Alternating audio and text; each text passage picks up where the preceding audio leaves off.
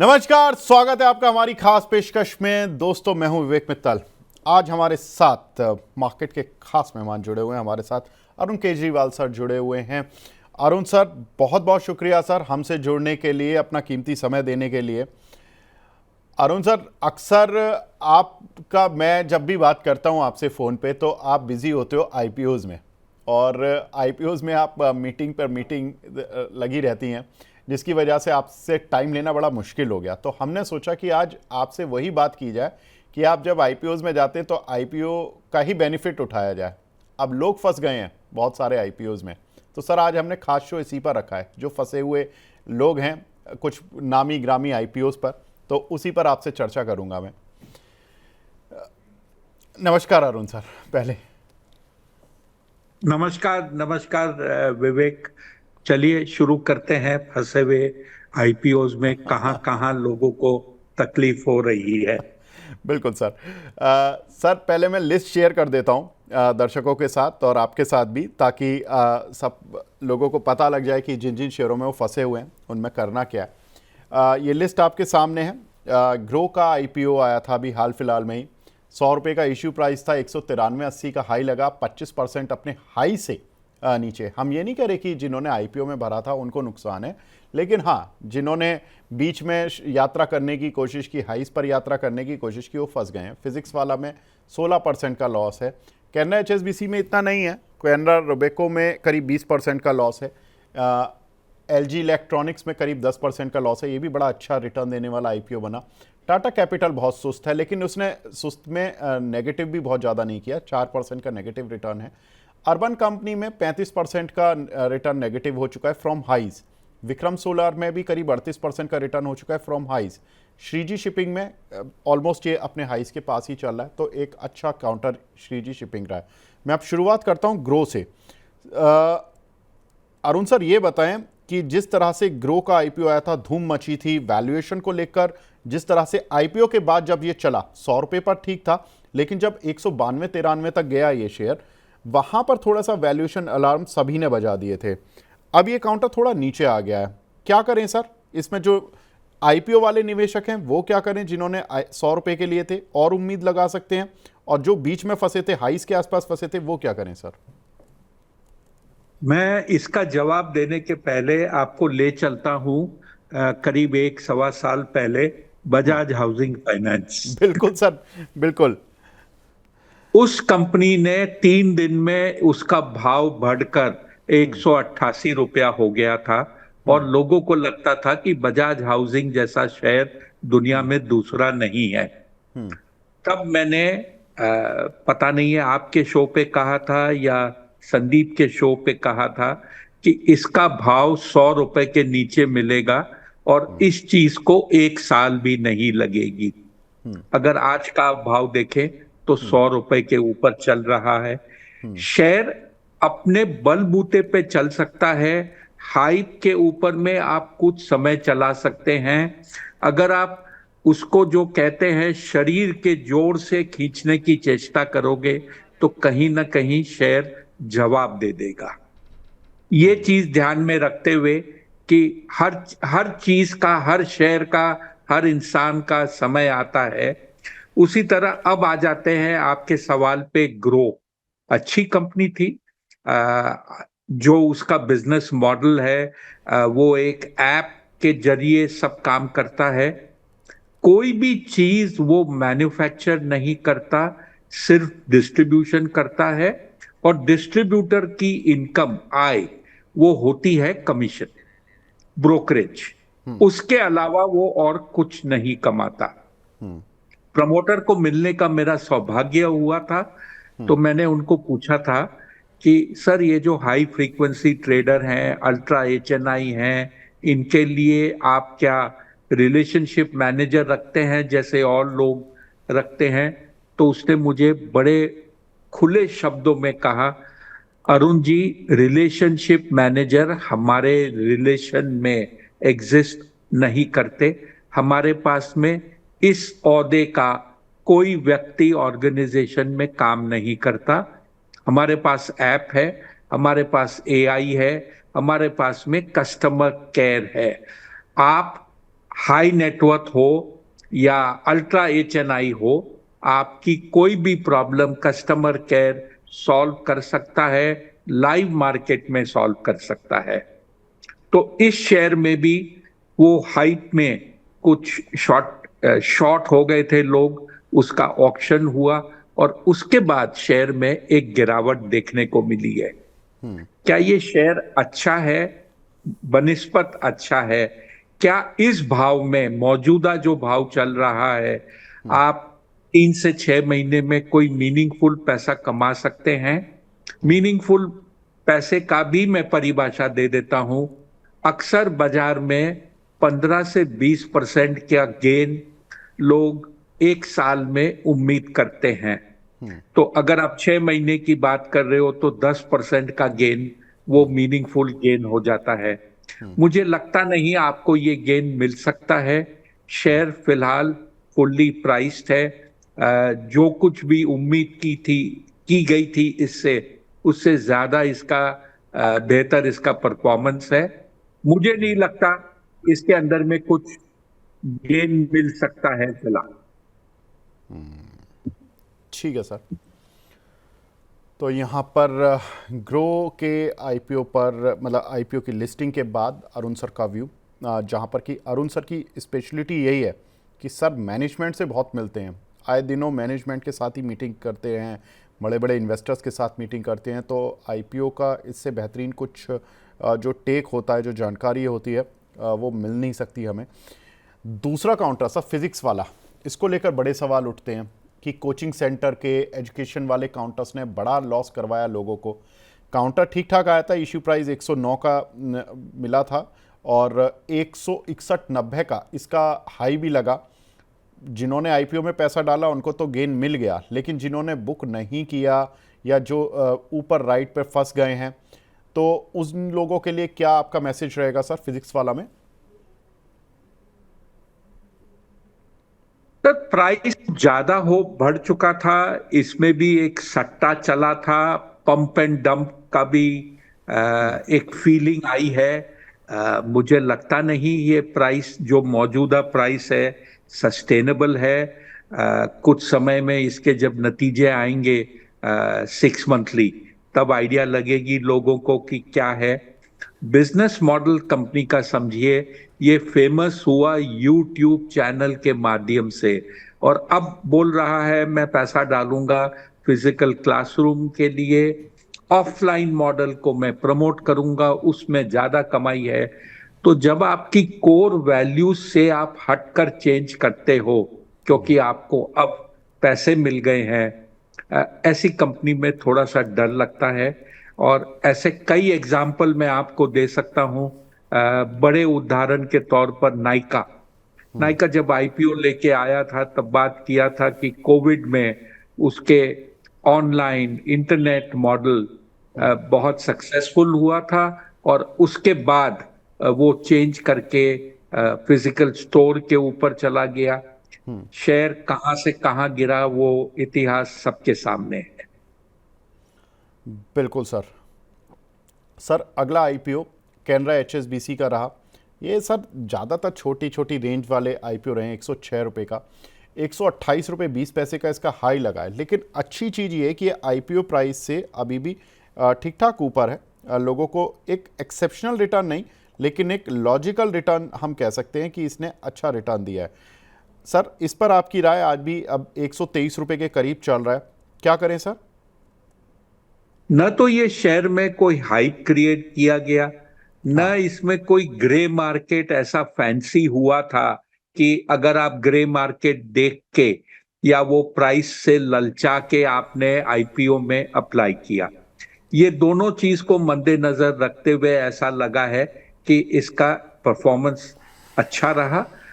20-25% के आसपास का गेन अभी भी बरकरार है। कंपनी अच्छा परफॉर्म कर रही है। कोई हाई फ्लाइंग परफॉर्मेंस कभी भी नहीं हुआ लिस्टिंग के बाद। इसमें बहुत कुछ खोने को मौजूदा भाव से नहीं है, लेकिन ये कोई हाई फ्लायर शेयर नहीं बन सकता। इंश्योरेंस अंडर पेनेट्रेटेड है भारतवर्ष में और इसमें कंपटीशन एग्जिस्ट करता है। ऐसा नहीं है कि ये एक मोनोपोली बिजनेस है। Canara Robeco sir, AMC AMC शेयरों में बड़ी धूम मची थी और उस समय पर हमने देखा भी था जिस समय पर ये आईपीओ आ रहे थे, एचडीएफसी एएमसी और जो दूसरे एएमसी आदित्य बिरला जैसी एएमसी की बड़ा अच्छा प्रदर्शन था सर। ये काउंटर 266 का आईपीओ लेकर आया इशू प्राइस और 353 तक गया। अब ये 20% अपने हाई से नीचे चल रहा है सर, क्या करें इस पर? सर जंप अच्छा खासा हो गया था। अगले सप्ताह एक और एएमसी का आईपीओ खुलेगा, आईसीआईसीआई प्रूडेंशियल एएमसी का, जो मेरे ख्याल से एक अच्छा खासा उसके बारे में हाइप फैंसी सब क्रिएट की जाएगी। देश की सेकेंड लार्जेस्ट एएमसी है स्टेट बैंक के बाद। लेकिन इसका जो प्रदर्शन है वो एसबीआई से काफी बेहतर है। तो मेरे ख्याल से हो सकता है अगले 10-15 दिन में एएमसी की वैल्यूएशन जब आईसीआईसीआई की बात हो, कंपैरिजन हो, तो इसमें कुछ आपको शॉर्ट टर्म मूवमेंट देखने को मिल सकता है। लेकिन मीडियम टर्म में अच्छा इसका प्रदर्शन रहना चाहिए। ठीक है sir. One of the best IPO जो इस साल देखने के लिए मिला वो एलजी का था। मतलब एक रिनाउंड कंपनी, लिस्टिंग गेन बहुत अच्छा, और अभी भी मतलब जिन लोगों ने आईपीओ पर लिया उनको पैसा मिल रहा है। 1140 रुपये का इशू प्राइस था और अभी भी 1600 की रेंज पर शेयर चल रहा है। 1749 रुपये का हाई लगा था, लेकिन लिस्टिंग डे पर ही लगा था सर, जब ये 14 अक्टूबर को लिस्ट हुआ था उस दिन से इसने ये 1749 का हाई तो नहीं देखा, थोड़ा नीचे ही आ गया। अभी क्या करें सर? जो लोग 1650 से 1750 की रेंज में फंसे हैं वो क्या करें, और जो आईपीओ का लेकर बैठे हैं शेयर वो बेच दें? अच्छा खासा डिसेंट गेन आ रहा है या अभी और वेट करें? देखिए, जो लिस्टिंग गेन मिला पहले दिन, वो मेरे ख्याल से मार्केट को चकरा दिया था। लोगों को उम्मीद नहीं थी इस टाइप का रिटर्न मिलेगा। न ग्रे मार्केट इंडिकेट कर रहा था, न जो बाजार के पंटर हैं वो आपको इस टाइप की कोई संकेत दे पाए थे। लिस्टिंग होने के बाद जो भाव है वो टूटे नहीं है, लेकिन 1749 का भाव वापस देखने को अभी तक नहीं मिला है, जबकि 3 महीने के आसपास पूरे हो चुके हैं। 1600 भी अगर आप देखें तो वो टूटा नहीं है, लेकिन फीलिंग ये आती है कि शेयर इस भाव में कहीं ना कहीं अटक रहा है। नई खरीदारी इसमें देखने को नहीं मिल रही, और शेयर चाहता है कि थोड़ा सा मूवमेंट हो और अपना एक नया प्राइस डिस्कवरी करके बेस बनाए। मेरे ख्याल से दिसंबर के नतीजे इंपॉर्टेंट रहेंगे कंपनी के लिए। क्या तरह की कंपनी ग्रोथ देख पाती है, और क्या इसका आगे जाके प्रदर्शन है। नए निवेश इस भाव में फिलहाल मैं रेकमेंड नहीं करता, क्योंकि इसमें है इलेक्ट्रॉनिक, जीएसटी का भी जो बेनिफिट मिलना था मिल चुका है। आगे जाकर देखा जाएगा कि क्या टाइप का इसमें गेन आता है। बिल्कुल ठीक है sir. Tata capital sir, IPO से पहले हाइप था, लेकिन आईपीओ के समय उतना हाइप नहीं मच पाया, क्योंकि इसकी जो ग्रे मार्केट की पोजीशन थी वो बहुत ज़बरदस्त थी। एक समय पर ये काउंटर ग्रे मार्केट में करीब 700-800 रुपये भी चल रहा था, वहाँ से गिरते हुए 350 पौने 400 तक आ गया था। आईपीओ का इशू प्राइस 326 रुपये रहा। राइट इशू भी इन्होंने कंपनी ने आईपीओ लाने से पहले लेकर आए थे तो 343 का था, तो 336 रुपये 60 पैसे का इसका हाई है, और अभी तक ये काउंटर रिटर्न देने में नाकामयाब रहा है। सर रिटर्न मिलेगा या नहीं? देखिए, ग्रे मार्केट इसके लिए सही शब्द नहीं है। अनलिस्टेड मार्केट, हाँ, माफ कीजिएगा सर, अनलिस्टेड मार्केट, बिल्कुल ठीक। अनलिस्टेड मार्केट सही शब्द है। और पिछले मेरे ख्याल से 6-8 महीने में जो भी अनलिस्टेड शेयर आए हैं उनमें सब में इन्वेस्टर की पिटाई हुई है। मेरे ख्याल से समय से पहले अनलिस्टेड मार्केट में निवेश करना खतरे से खाली नहीं है। बुजुर्ग यही कह गए हैं कि समय के साथ चलो, बहुत आगे चलने की चेष्टा मत करो, क्योंकि जो चीज वाइडली डिस्ट्रीब्यूटेड या अवेलेबल नहीं है उसमें आप ज्यादा स्केर्सिटी प्रीमियम देते हो, न कि फेयर वैल्यू। तो टाटा कैपिटल में भी वही हुआ, एचडीबी में भी वही हुआ, और कुछ और एग्जाम्पल्स जो आए हैं अनलिस्टेड शेयरों में इन्वेस्टर को नुकसान हुआ है। जहां तक टाटा कैपिटल का शेयर का सवाल है, इन्होंने जो कंपनी को अलग की थी टाटा फाइनेंस में, टाटा मोटर्स की जो एक डिवीजन थी जिसके के अंदर ये गाड़ियों पे, कमर्शियल व्हीकल, पैसेंजर व्हीकल पे लोन देते थे, वो कंपनी का प्रदर्शन कुछ कमजोर था, जिसके कारण इसके बुक्स पे इम्पैक्ट आया है। शेयर अभी भी उस प्रॉब्लम से जूझ रही है, बहुत कुछ हो नहीं रहा है। Price valuation, price to book, ये सब पैरामीटर में कहीं ना कहीं कंपनी मार खाती है। मेरे ख्याल से 6-8 महीने लगेंगे इस शेयर को स्टेबलाइज करने में, और उसके बाद ही आपको इसमें रिटर्न मिलने की उम्मीद हो सकती है। अर्बन कंपनी सर रिटर्न देने में बड़ी शानदार रही थी, 103 रुपये का इशू प्राइस और 201 रुपये का हाई, लेकिन हाई से अब 35% नीचे। सर क्या करें, ये काउंटर कहाँ जा रहा है फाइनली? बड़ा इंटरेस्टिंग सवाल पूछा है। पहली बात, जब शेयर इस तरीके से पागलपन की ओर बढ़ता है तो क्या निवेशक होते हुए आपको इसमें जंप करना चाहिए। ये जो नए एज के शेयर्स आते हैं, ये कोई भी शेयर सस्ता इशू नहीं होता, पूरे खींच खांच के वैल्यूएशन की जाती है। और अगर ऐसे शेयर में जी, लगता है अरुण सर से तो जी जी Arun sir please continue sir. ऐसे हाँ, ऐसे शेयर में अगर आप ऊंचे के भाव में शेयर लेकर फंस जाते हो तो आपको अवश्य तकलीफ होने वाला है। तो इसमें भी वही हुआ, रफ्तार बहुत तेज थी, देखते देखते 200 रुपए हो गए और वहां से 70 रुपए निकलने में समय नहीं लगा। मेरे ख्याल से ये जो मौजूदा स्तर है ये एक रीजनेबल प्राइस है, और अगर आपको कम से कम 12 महीने का व्यू इस कंपनी में है तो आपको इसमें निवेश करना चाहिए, और ये सोचना चाहिए कि अगर मेरे को 1-1.5 साल में वापस ये शेयर उच्चतम स्तर जो छुआ था वहां तक आ जाए तो मेरे लिए बहुत अच्छा खासा रिटर्न हो जाएगा। उससे ज्यादा की अगर उम्मीद करते हो तो निवेश ना करें। ठीक है सर। विक्रम सोलर सर, नाम सुन के जिसमें भी सोलर, विंड, रिन्यूएबल एनर्जी ऐसा कुछ शब्द लग जाता है तो थोड़े से लोग एक्स्ट्रा वो हो जाते हैं कि ये तो अच्छा ही होगा। आया भी, खैर इशू प्राइस 332 आया, हाई शेयर का 408 रुपये के करीब लगा है, लेकिन अब हाई से करीब 38% फॉल हो चुका है इस काउंटर में। सर ये जो हाई लगा था ये गलत था या ये फॉल गलत है 38% का? बड़ा टेढ़ा सवाल पूछा है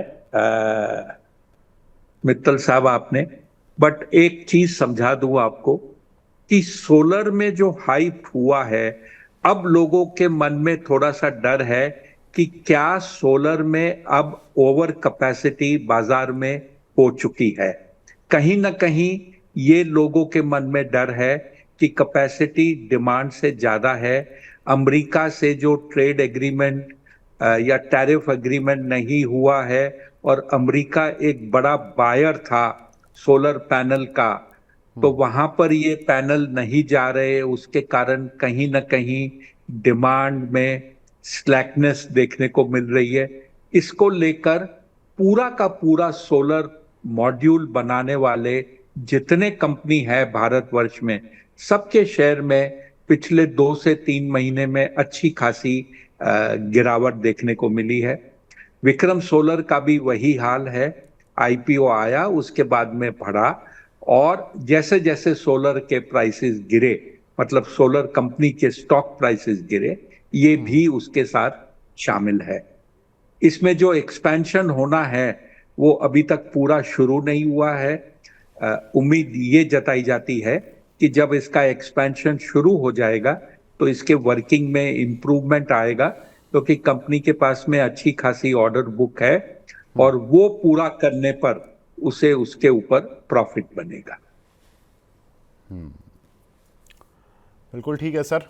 sir, Shreeji shipping one of the finest company कह सकते हैं in terms of return generation, जो कि शांत नाम, ज़्यादा कुछ मतलब लोगों में ऐसा पता नहीं चला कि एक मच अवेटेड आईपीओ था। जो लोग आईपीओ को क्लोजली देखते शायद उन्हीं को पता होगा।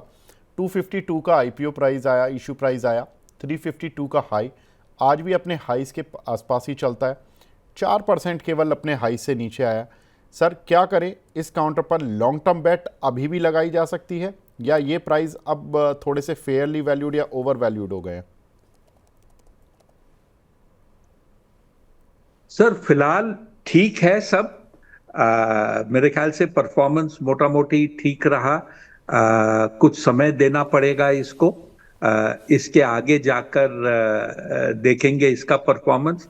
कंपनी छोटी है, निश एरिया में काम करती है शिपिंग में, और परफॉर्मेंस, क्योंकि साइज छोटी है, 1-2 क्वार्टर इसे और देना पड़ेगा, उसके बाद ही तय हो सकता है कि कंपनी क्या करती है।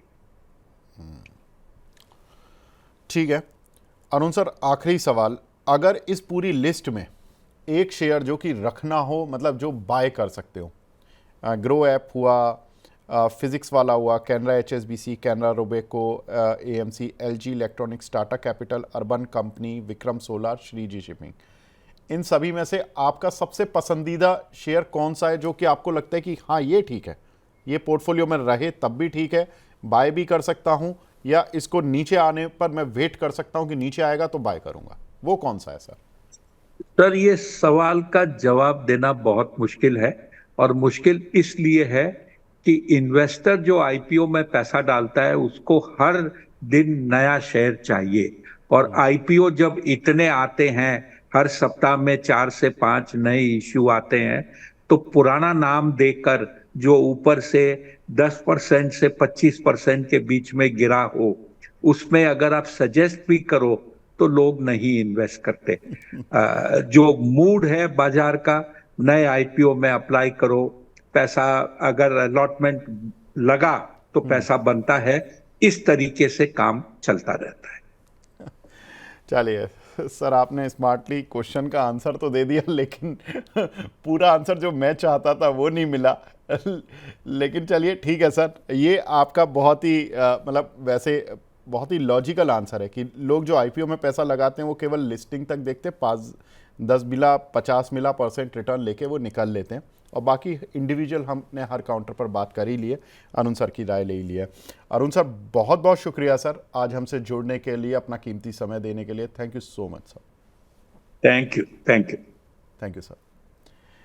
तो ये थे अरुण सर, जो कि आईपीओस को काफ़ी क्लोजली देखते हैं, मैनेजमेंट से रोज़ मिलते हैं, ज़्यादातर बड़े बड़ी कंपनियों के, और उनकी राय बहुत ही हमारे लिए ज़रूरी थी कि अब फंसे हुए शेयरों में, आईपीओ वालों में करना क्या है। तो फिलहाल इस खास पेशकश को यहीं पे विराम देते हैं। नमस्कार।